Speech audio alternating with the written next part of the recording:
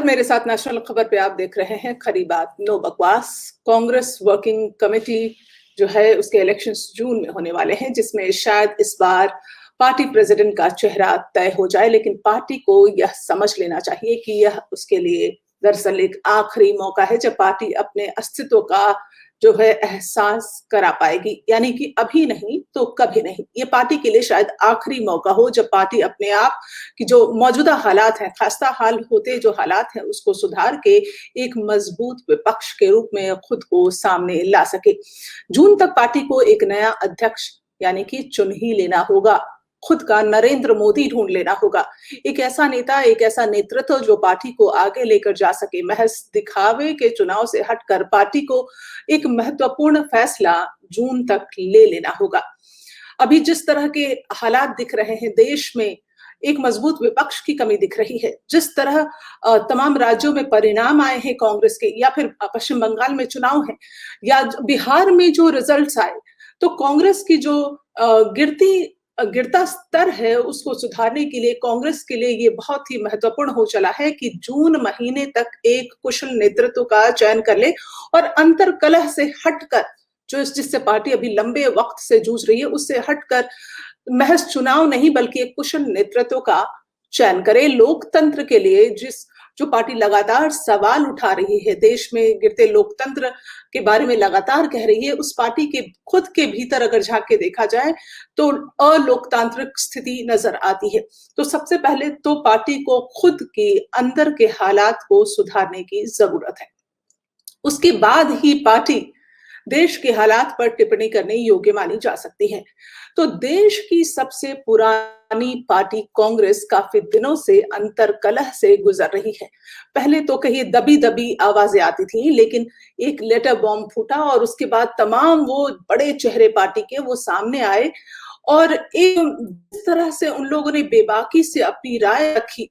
हालांकि उसको सुनना चाहिए और समझना चाहिए पार्टी के नेतृत्व को या गांधी परिवार को कि इस तरह की आवाजें क्यों आ रही हैं। हालांकि सोनिया गांधी ने इस पूरे मसले को जो आग लगी थी उसको बुझाने की कोशिश की, she to an extent douse the fire, but ये जो लोगों के अंदर एक निराशा, पार्टी के दिग्गज चेहरों के बीच में जो निराशा आई है, उसको पार्टी को समझने की जरूरत है।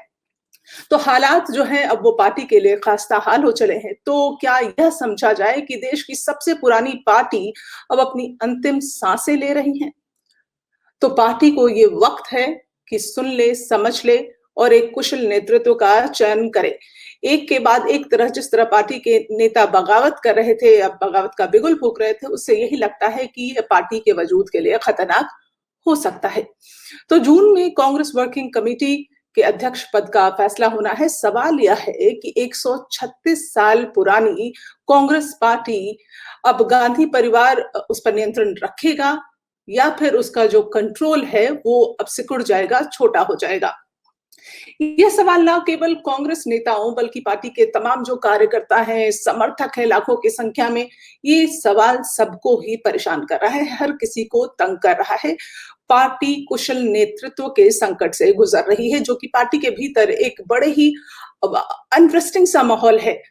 इंस्टेबिलिटी आप कहिए पार्टी के अंदर जो है वो दिखाई दे रही है। अब यह एक ऐसे मुकाम पर आप कहिए कि पहुंच चुका है जहां कांग्रेस के कुछ वरिष्ठ नेता वंशवाद पर खुलकर बेबाकी से बोल रहे हैं। मिसाल के तौर पर आप देखिए, पिछले अगस्त में, जिसका मैंने जिक्र भी किया, राज्यसभा में विपक्ष के नेता गुलाम नबी आजाद, डिप्टी उनके जो रहे आनंद शर्मा और कांग्रेस के कई पूर्व मुख्यमंत्री या तमाम बड़े नेता जो सामने आए और उन लोगों ने 23 कांग्रेसी नेताओं ने पत्र लिखकर एक लेटर बॉम्ब। हालांकि सोनिया गांधी काफी हद तक उस आग को बुझाने में सफल रही हैं, लेकिन CWC की बैठक जो पिछले दिनों हुई उससे यही पुष्टि होती है कि उसमें भी राहुल गांधी और नेताओं के बीच जो एक झड़प का एहसास हुआ, ये पार्टी के लिए सही नहीं है। तो सवाल यह है कि क्या पार्टी कांग्रेस को सत्ता में वापस लाने के लिए सिर्फ पार्टी को मोदी को कोसना होगा, या पार्टी के लिए क्या उसका पुराना गौरव ही काफी है? ये कतई काफी नहीं है। पार्टी को समझना होगा कि जिस तरह से एक अध्यक्ष पद का चुनाव हो, उसके मायने भी कुछ निकल कर आने चाहिए, एक सही तरीका होना चाहिए। महज दिखावे के लिए चुनाव करके और एक अध्यक्ष का चयन करना पार्टी के लिए खतरनाक साबित हो सकता है। तो जिस तरह आप कहिए कर्मठ नेता जो पार्टी के बड़े चेहरे रहे, अब मैं जिक्र कर सकती हूँ ज्योतिरादित्य सिंधिया की, जिस तरह से उन्होंने कांग्रेस के में वो राहुल गांधी के बहुत करीबी रहे, कर्मठ नेता माने गए, और जिस तरह से उन्होंने बीजेपी का दामन थाम लिया, उस समय ही एक खतरे की घंटी थी पार्टी के लिए। पार्टी को समझ लेना चाहिए था। या फिर जिस तरह 2014 के चुनाव में, फिर 2014 के बाद 2019 के चुनाव में पार्टी को हार का सामना करना पड़ा, लोकसभा चुनाव। पार्टी को आत्ममंथन करने की जरूरत थी, लेकिन पार्टी ने ये करना सही नहीं समझा कि आखिर पार्टी का जो अस्तित्व है, वजूद है, वो कमजोर क्यों हो रहा है, पार्टी को हार का सामना क्यों करना पड़ा है। और ये अभी बिहार में जो इलेक्शंस हुए, विधानसभा इलेक्शंस, उसमें पार्टी को की फजीहत सी हो गई।